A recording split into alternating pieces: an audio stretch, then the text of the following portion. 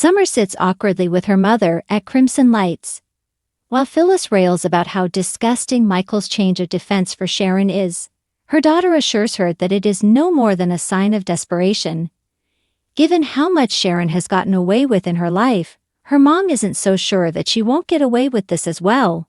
She's left a lot of victims in her wake, and they need justice. Summer urges her to leave this alone and focus on where she wants her future to take her. Staring at Billy as he walks in, Phyllis agrees her daughter may be right about this. Summer gets up to go as Billy sits down with them. She leaves to take her son to hockey and Phyllis thanks her for coming. Billy notes she's looking a little less miserable. When Phyllis tells him she's moved on from wallowing to being ready to blow things up, he threatens to walk. She informs him that Sharon and her team of doofuses have found a way to game the justice system. A few feet away, Ian eavesdrops on them from a table. Phyllis explains that she called Billy there because she needs to put her son first. She's thought about it and can't work with him on his plan to go after Victor when she needs to focus on Daniel. The abbot admires how protective she is of her children, but what can she do? Phyllis is determined to do something and complains that Michael and Nick are totally deluded, and Sharon has dated most of the cops at the GCPD. She can't let this investigation get opened again. Billy warns that she is not the judge and jury, and obsessing over this will only wear her down. Is she going to go after Sharon herself? As she claims she won't do that, Ian smiles and walks out. Phyllis wonders why justice is only considered such when it goes through the courts. "You want me to explain civilized society to you?" Billy asks. She's been having visions of getting payback on Sharon for all the damage that she's caused her family by just walking around town. He can understand wanting retribution. She adds it doesn't need to be death, it just has to be something if the court fails. Billy tells her that following through on gruesome plans will solve nothing. It would be a monumental mistake. Phyllis is sure Sharon and her crew are just throwing things at the wall to see how they stick. He reminds her of when she went up against Diane, framed her, and faked her own death. It's not wise to do something that desperate again. It would be better if Phyllis channeled her energy into working for him. She accuses him of suggesting that his desire for vengeance is valid while hers is not. "My way keeps you free so you can be there for your family," he points out. The fight he's advocating for is one they can win. It would give Daniel and his talent a place to land. She'd like to be part of that, but this Sharon situation is demanding her attention. Billy says the time is now for them to take what they deserve and never let it go. As they walk outside, Billy explains that this is a lifeline to give Daniel comfort and support. Phyllis would like that, but she's so tired of Sharon and Nick. He repeats that she needs to let that go. It's pointless and they need to concentrate on something they can do. Daniel wanders into Crimson Lights and runs into Nick. The Newman has been thinking of him and asks how Christmas was with Lucy. Daniel explains that he and Lucy tried to do right by Heather, but she felt like if she enjoyed the holidays she would be betraying her mom. Lucy forced a smile and only cried a little. Nick is sure it is hard to come back to reality after a day like that. Daniel is having some trouble with reality since he's been hearing that Sharon claims there was a third person in the apartment and that they are the real killer. After they get a table, Nick explains that there were gaps in Sharon's memory, so she underwent hypnosis. That's how they found out there was a gloved hand, and Heather collapsed across the room. This new evidence isn't impressing Daniel. He wonders if this is all just a convenient hallucination. Nick knows it may look that way, but she didn't do it. The question is, who did it? They can only hope the police will investigate. The security footage from the building couldn't be salvaged, but that doesn't mean that something else from the neighborhood couldn't show up.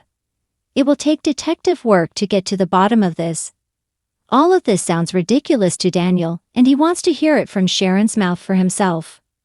At Sharon's, she and Michael explain to Chance that she has been having hypnosis sessions, and they have been filling in the blanks she's had in her memory thanks to her blackouts.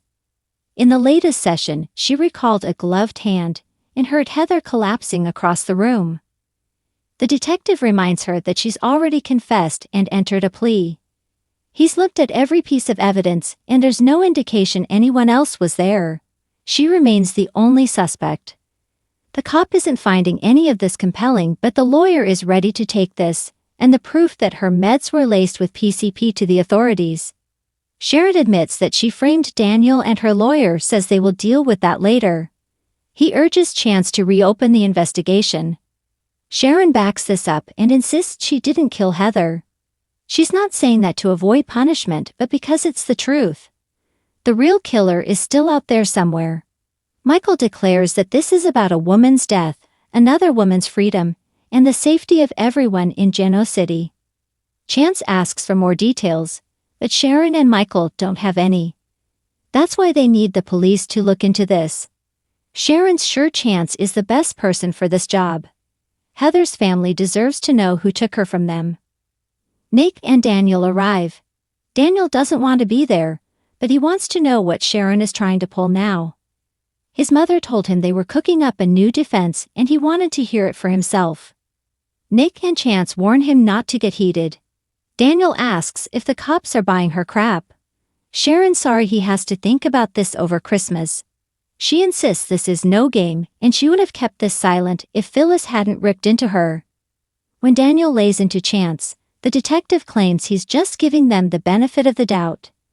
Sharon gasps in relief when he admits he will make a case to reopen the investigation. After Chance walks out, Daniel complains that he can't even tell his daughter to believe in justice while they are around. Sharon tells him he has every right to be skeptical of her. Daniel says he doesn't need her to validate the way he feels. Sharon tells him how hard it is for her to deal with this. She's determined to take responsibility for her actions, but she needs to know what happened. He complains that she keeps changing her story. Nick stands up for his ex and says that what she saw under hypnosis was real. Daniel can't put much faith in that and wonders why Michael is leaping to this when he had a defense in place. The lawyer says he genuinely believes this. They need to look under every rock because the killer is still out there. It scares him that they don't know how all these things are connected, but they need to find Heather's killer. Daniel doesn't know what to think anymore but suggests they keep him posted so he doesn't have to find out from someone else. Sighing, Daniel says this part was all supposed to be over. Losing Heather was starting to feel real. Now is he supposed to imagine her killer is out there watching? Sharon begs him to listen to Nick, Michael, or Chance. This is not just about her case but about his safety. The killer is out there and may not be done. After he storms out, Sharon worries about how much more he and Lucy will have to endure. Nick explains that he is going to look into this too. Ian hurries back to the motel and slams the door. Jordan asks if he's acting that excited out on the streets and drawing attention to them. Taking off his coat, he explains that a problem caused by her fumble is about to be rectified. Plus, they can have some fun in the process. That sets her off, and they bicker about all the work she's done. Jordan reminds him that she's gotten diddly for all she's accomplished so far. He's apologetic and tells her they need to stay on the same page going forward. More blood will need to be spilled, he says. Jordan asks what the plan is. He explains it involved Phyllis. They met in the woods once and he cooked her trout. It was a moment out of time. He won't explain more. She wonders if she should be jealous. He hopes she will be energized. Assuring Jordan that Phyllis means nothing to him, he adds that her animal nature makes her the perfect target for his next scheme. When she bumps into Chance, they make some small talk about Harrison's Christmas. The cop was going to drop off a remote-controlled police car and assures her it has no siren. Things get more uncomfortable when she brings up Sharon's change of story. He thinks that might be a dangerous topic of discussion for them. He hates that this case has come between them. Not seeing her for Christmas was awful, and he can't continue handling their break the way they have been. Summer and Chance both hate what's happened, but don't know where to go from here. He's not sure anything has changed, since she must still have a problem with his job. She gets that, but reminds him that this case is very personal to her. Chance reminds her he has rules he has to follow. Summer can concede that. Clearly there are things she needs that he can't give her. Chance admits he's been second-guessing how he's handled the whole case. That could happen again. Will it make her crazy to be around him if Sharon walks? They don't need to go through that again. After hearing his side of this, Summer can understand that Sharon's case is not his fault. She was worried about her brother and took it out on him. She just wanted the nightmare for Daniel to end. The detective doesn't hold it against her. He has no idea what will happen with this case, but asks if they can get dinner sometime. Smiling, Summer says she'd like that very much.